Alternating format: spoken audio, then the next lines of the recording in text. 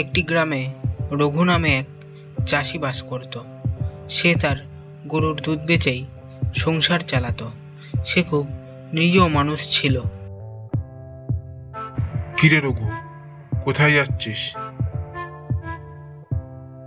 এই তো যা একটু মাঠের দিকে, গরুটা মাঠে বেঁধে দিয়ে আসি, দুটো ঘাস খাক। বাড়িতে তো খাওয়ার কিছু নেই এখন, তাই গরুটা মাঠেই নিয়ে যাচ্ছি। বুঝলেন কর্তা, রঘুর গরুটা বেশ ভালোই দেখনাই হয়েছে। ওর একটু খবর করতে হবে, বুঝলেন? এহে, সে তো করতেই হবে, নাহলে আমাদের সংসার কি করে চলবে?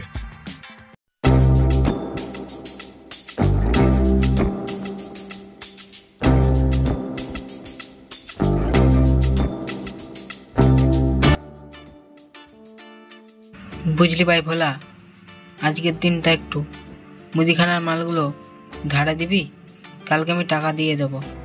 না না দাদা, হবে না। আপনার কাছে আগের অনেক পাওয়া যায়, ওগুলো আগে দেন, তারপরে নেবেন। দে না ভাই, কালকে আমি তোকে দিয়ে দেবো। না না, হবে না। আপনি আগেগুলো শোধ করেন, তারপরে নতুন করে মাল নেবেন। তারপরে রঘু মন খারাপ করে বাড়িতে চলে আসে। রঘু বাড়ি গিয়ে মন খারাপ করে বসে থাকে।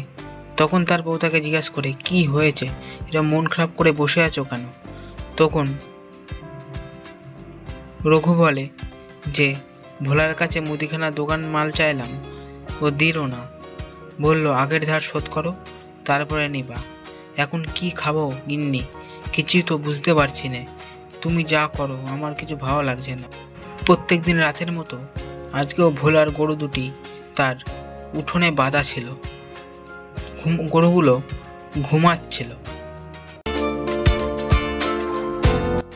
বুঝলেন কর্তা, খুব সাবধানে গরুটি চুরি করতে হবে কিন্তু।